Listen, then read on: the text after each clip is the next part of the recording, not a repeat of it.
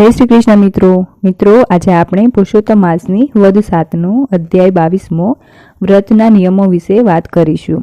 ત્યાર પછી આપણે પુરુષોત્તમ માસની પાવન કથા એવી અણમાનીતી રાણીની કથા વાંચીશું।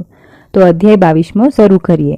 સુત પુરાણી બોલ્યા, હે મુનિ શ્રેષ્ઠો, વાલ્મીકી ઋષિએ દ્રઢ ધનવાને પુરુષોત્તમ માસ અંગેના જે વ્રત નિયમો કહેલ તે હવે તમારી સમક્ષ વિસ્તારથી જણાવું છું, તે સાંભળો। ઘઉં, ચોખા, બધા ધોળા ધાન્ય, મગ, જવ, તલ, વટાણા, ડાંગ, સામો, વાસ્તુક શાક, હિલમો ચીકા ભાજી, આદુ, કાલશાક, કાકડી, કેળા, સિંધાલુણ, સમુદ્રનું મીઠું, ગાયનું ઘી, દૂધ, દહીં, ફણસ, કેરી, હરડે, પીપર, જીરું, સૂંઠ, આંબલી, સોપારી, લવલી, આમળા, શેરડી આદિ હવિષ્યાંત પુરુષોત્તમ માસમાં લેવું। સર્વ જાતના અભક્ષ્ય માંસ, મધ, ભાતનું ઓસામણ, ચોખા, અડદ, રાઈ, માદક પદાર્થ, બે દાળ થાય તેવું ધાન્ય, તલનું તેલ, ઝેર કાકરાથી દૂષિત થયેલ, વાણીથી દૂષિત થયેલ તેમજ પારકું અન્ન ન લેવું, પરસ્ત્રીનું સેવન ન કરવું, તીર્થ સિવાય બીજી યાત્રા ન કરવી, દેવોની, વેદની, બ્રાહ્મણોની, ગુરુની, ગાયોની, સાધુ સંન્યાસુઓની, સ્ત્રીઓની, રાજાઓની તથા મોટા માણસોની નિંદા ન કરવી, બ્રહ્મચર્ય પાળવું, જમીન ઉપર સૂવું, પતરાળીમાં જમવું, સાંજે ભોજન લેવું, રજસ્વલાથી દૂર રહેવું, મલેચ્છો, ચાંડાલો, વટલી ગયેલા, ધર્મભ્રષ્ટો, સંસ્કારહીન, શૂદ્રો આદિ સાથે બોલવું કે વ્યવહાર ન રાખવો, કાગડાએ એઠું કરેલ અન્ન કે જળ, સૂતકી અનાજ, બે વાર રાંધેલું, દાજી ગયેલું, બળી ગયેલું અન્ન ન ખાવું, વળી ડુંગળી, લસણ, બિલાડીના છત્રી ટોપ, સવારની ભેજી, ગાજર, અળવીના પાન, મૂળા, સરગવાની સિંગ આદિ ન લેવું, પડવે કોળું, બીજે ધોળા રીંગણા, ત્રીજે પુષ્પશાક, ચોથે મૂળા, પાંચમે બિલ્લું, છઠ્ઠે કાલિંગડો, સાતમે ફળના શાક, આઠમે આમળા, નવમે નાળિયેર, દસમે દૂધી, 11સે પંડોળા, 12સે બોર, 13સે કાળા રીંગણા, 14સે વેલાના શાક અને પૂનમે પાણીના થતા શાક ન લેવા, રવિવારે આમળા ન લેવા।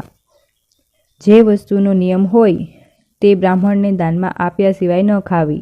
આ પ્રમાણે વ્રત કરનારે ઉત્તમ ફળ મળે છે। બની શકે તો આખા માસ દરમિયાન ઉપવાસ કરવો, તેમ ન બની શકે તો માગ્યા વિનાના દૂધ કે ફળાહાર પર રહેવું। વ્રતના પ્રારંભ થયાના દિવસે સવારમાં વહેલા ઉઠીને સ્નાનાદિથી પરવારી શ્રી કૃષ્ણનું સ્મરણ કરવું અને નિયમ પાળવાનો સંકલ્પ કરવો। નિયમપૂર્વક આમ આખો માસ વર્તવું। આ માસમાં શ્રીમદ ભાગવત સાંભળવું, 1 લાખ તુલસી દલથી શાલિગ્રામની પૂજા કરવી। આ માસમાં વ્રત કરનારને 100 યજ્ઞનું ફળ મળે છે। યમના દૂતોથી તેનાથી ડરે છે। વ્રત કરનારને કોઈ આદિ વ્યાધિ ઉપાધિ નડતી નથી, દરિદ્રતા દૂર થાય છે, સુખ, સંપત્તિ, સંતાન, કીર્તિ આદિ મળે છે, ભૂત પિશાચ તેને પીડતા નથી, અંતે તે અનેક સુખ સાહેબીથી ભોગવી વૈકુંઠ ધામનો અધિકારી બને છે। શ્રી બૃહનારદીય પુરાણના પુરુષોત્તમ મહાત્મ્યનો પુરુષોત્તમ માસના વ્રત નિયમો નામનો 22મો અધ્યાય સંપૂર્ણ થયો। હવે આપણે પુરુષોત્તમ માસની પાવન કથા વાંચીએ। અણમાનીતી રાણીની કથા। ચંદનપુરમાં કેશવસેન રાજા રાજ્ય કરે। તેમને ધનબા નામે રાણી હતી। લગ્ન કર્યાને ઘણા વર્ષો વીતવા છતાં રાણીનો ખોળો ભરાતો ન હતો, તેથી રાજાએ માનકુંવરબા સાથે બીજા લગ્ન કર્યા। 1 વર્ષમાં માનકુંવરબાએ ચંદ્રસમો રૂપવાન કુંવર થયો। માનકુંવરબા રૂપવાન હતા, તેમાં દીકરો થતાં રાજા આગળ તેમના માનપાન વધી ગયા। રાજા માનકુંવરબાને માનપાન આપવા લાગ્યા અને તે કહે તેમ કરવા લાગ્યા। બીજી બાજુ ધનબાવાને સાધારણ હતી, તેને હજુ સુધી સંતાન થયેલ નહીં, તેથી રાજા તેની સામે નજર પણ ન નાખતા। ધનબાને રહેવા માટે રાજાએ મહેલના છેવાડે 2 ઓરડા આપી દીધા, જ્યાં ધનબાને રાજા તરફથી તિરસ્કાર મળતો થયો। તો પછી નોકર ચાકર તો શાના માન આપે? રાજમાં બધા જાણતા થઈ ગયા કે માનકુંવરબા રાજાના માનીતા રાણી છે, જ્યારે ધનબા રાજાની અણમાનીતી રાણી છે। માનકુંવરમાં રૂપ હતું, સાથે તેને કુંવર આવતા તે અભિમાની થઈ ગયા। જીભ ઉપર તોછડાઈ આવી ગઈ, ગમે તેનું અપમાન કરતા તે અચકાતા નહીં। બધા નોકરો તેનાથી બીતા રહેતા। ધનબામાં રૂપમાં કમી હતી, જ્યારે ગુણમાં પૂરી હતી। રાજા રાણી તરફથી તેમની ઉપેક્ષા થતી હતી, તેનું કોઈ ભાવ પૂછતું ન હતું। તેની પાસે બેસીને કોઈ 2 મીઠા બોલ પણ ન બોલતું હતું। આવી દશામાં તેણે ભગવાનનો સહારો લઈ ધર્મ ધ્યાનમાં મન પરોવ્યું. એવામાં પુરુષોત્તમ માસ આવ્યો. ધનબાએ પુરુષોત્તમ માસનું વ્રત લીધું. તે દરરોજ સવારે વહેલા ઉઠી નદીએ સ્નાન કરવા જાય, કાઠાગોરમાનું પૂજન કરે તથા કથા વાર્તા સાંભળે, દાન દક્ષિણા આપે અને એકટાણું કરે. માનકુંવરબા ધનબાને આ બધું કરતા જોઈ હશે. તેની ઠેકડી ઉડાડે, ભક્તાણી કહીને ધનબાને સંબોધે. રસોડાનો કારભાર નવી રાણીના હાથમાં હતો, તેથી ધનબાને એ જૂઠું ખાવા મોકલતી. તે એમ ઈચ્છતી હતી કે તેનું વ્રત ભંગ થાય તો સારું.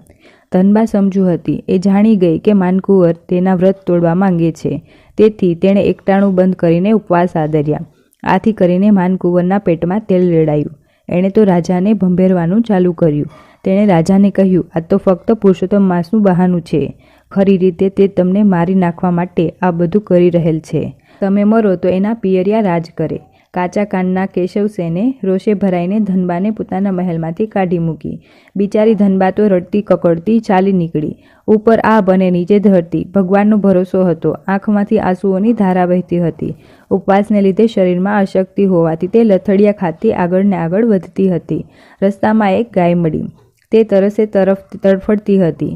ધનબાએ નજીકના વહેણામાંથી પાણી લાવીને તેણે પાયું. ગાયે પાણી પીધા પછી તે આગળ વધી.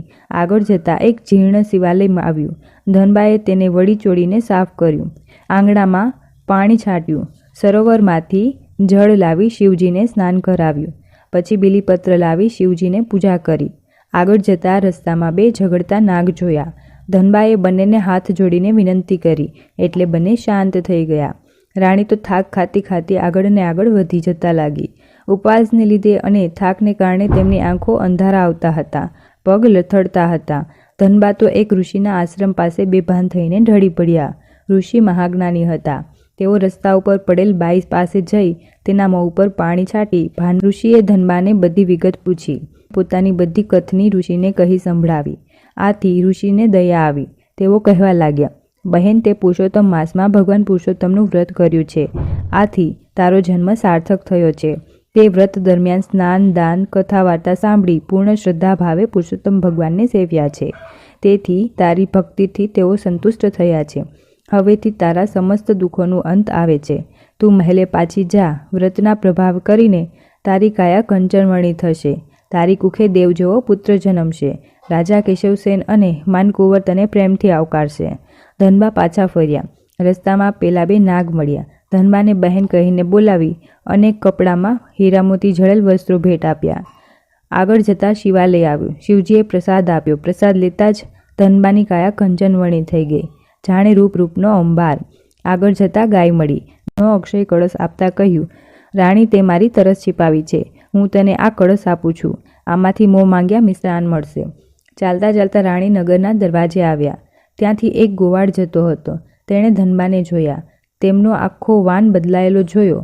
રૂપના અંબાર સામું સ્વરૂપ જોઈને તે તો દોડતો રાજમહેલે પહોંચ્યો અને રાજાને સમાચાર આપ્યા કે ધનબા નગરમાં આવી રહ્યા છે. તેમના રૂપનો પાર નથી. કોઈ દેવી આવી રહ્યા હોય તેમ લાગે છે. ગોવાળના મુખે ધનબાના આવ્યાના સમાચાર જાણી રાજા અને રાણી માનકુંવરના પશ્ચાતાપનો કોઈ પાર નથી. પુરુષોત્તમ ભગવાનની કૃપાથી કેશવસેન અને માનકુંવરના હૃદય પલટાયા હતા. બંને પગે ચાલીને ધનબાને લેવા નગરના દરવાજે આવ્યા અને વાજતે ગાજતે સામૈયા સાથે તેમને રાજમહેલે લઈ આવ્યા. સમય જતાં 9 માસે ધનબાએ કલૈયા કુંવર જેવા પુત્રને જન્મ આપ્યો. પુરુષોત્તમ ભગવાનની કૃપાથી હવે બધા સંપીને આનંદથી રહેવા લાગ્યા. માનકુંવરબા પણ પુરુષોત્તમ માસનું વ્રતનું મહત્વ સમજ્યા. તેઓ પણ દર પુરુષોત્તમ માસમાં વ્રત કરતા, રાજા પણ વ્રત કરતા થઈ ગયા. બોલો પુરુષોત્તમ ભગવાનની જય. મિત્રો, વિડીયો સારો લાગે તો નીચે કમેન્ટ કરીને જરૂર બતાવજો અને અમારી ચેનલને સબસ્ક્રાઈબ કરજો. ધન્યવાદ. જય શ્રી કૃષ્ણ.